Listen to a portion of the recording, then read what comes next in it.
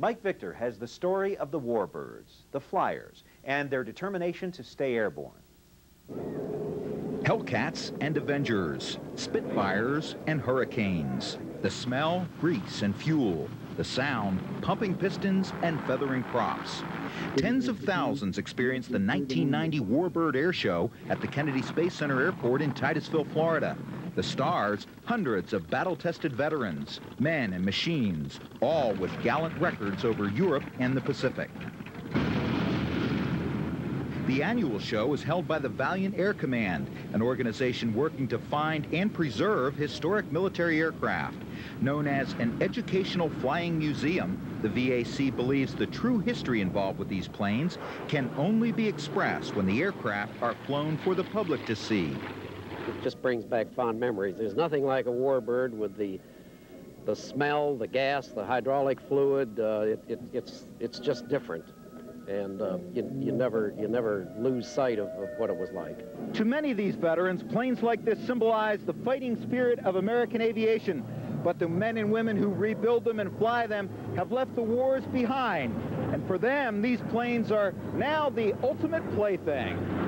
We'd like to have the boat that George Washington came across the Delaware in so that I could show that to my kids. But at least I'll have this. And I have enough backing to put that together, and they'll have it forever. It's a life's expectation, and you probably work on it more than you do fly it. However, it's a North American, made by the North American Corporation back in the late 30s. This one, in particular, a 1943 AT-6G. It was the last in a series of the North American T-6s that was built for North America.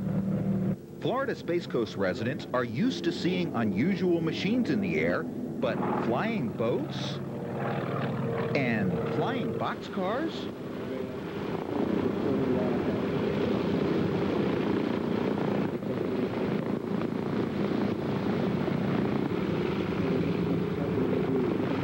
Georgia Box is actually an old C-119 Fairchild, designed like something never meant to fly.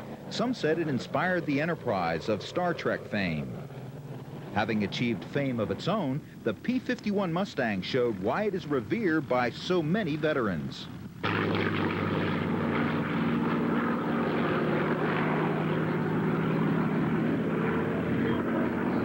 Airshow profits are used to award scholarships to aviation students. Preserving this history is becoming tougher. The supply of old aircraft is ever decreasing through attrition and overseas sales. Also decreasing, trained pilots and mechanics to care for these relics. I wish we'd have saved more of them, though. The government should have kept about a dozen of every vintage. How long are you going to work with them? Well, I've only been flying about 56 years, 52 years, I guess, to be exact. Just can't quite remember, can you? No, it's my hobby, and I get paid for it all my life. There's a lot of work. I spend about 40 hours on this airplane for every hour as I fly. It's my hobby, and they get as much care and attention as any airliner, believe me. In its early years, the B-24 Liberator regularly heard the sound of ack-ack guns. Now it hears only cheers and applause.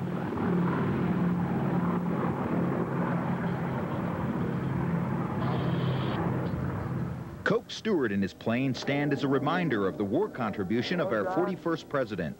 Well, what you're looking at X2, which is a model of the airplane that our president, George Bush, flew during World War II. George Bush's flight assignment aboard his TBM Avenger on September the 2nd, 1944, almost meant his death. And they attacked a power station on the island of Chichijima. And coming off the target, the airplane was hit by a ground fire, set the wing on fire, and Lieutenant Bush was urged to bail out. And he kept climbing for altitude, trying to get his crew out of there. They saw a streamer come out the back door, and Bush bailed out. 2 or 3 miles off the coast, the Japanese gunboats came for him. He thought that he was a goner. A periscope popped up, and then he knew that he was dead because there weren't any U.S. submarines. The submarine pops up, and somebody hollers, "Hey, Mac." get over here quick, we got to go. Turns out it was the USS Finback, submarine that was on a secret mission into Tokyo Bay, and it had a documentary film crew on it. After his unusual underwater mission, Bush returned to his carrier to continue bombing runs on the Japanese. And now, the old Warbirds showed they still have what it takes to hit the target.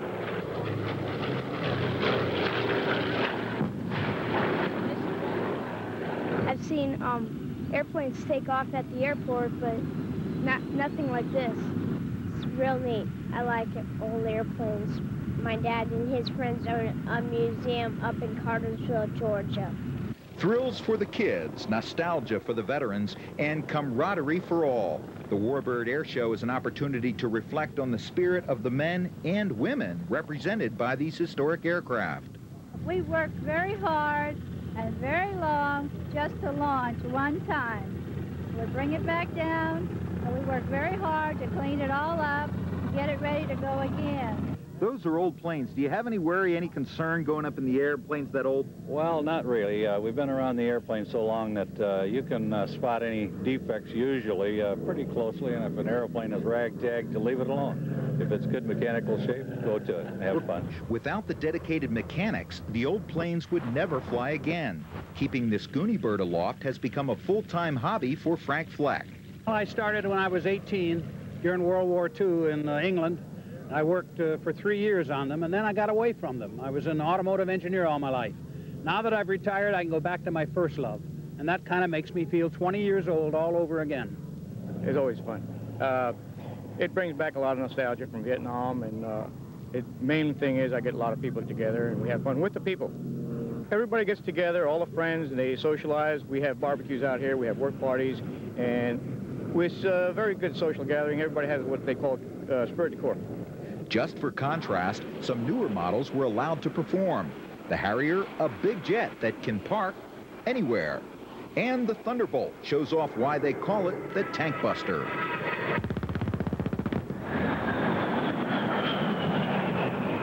But it was the early models most came to see, some doing anything for just a ride aboard the classics.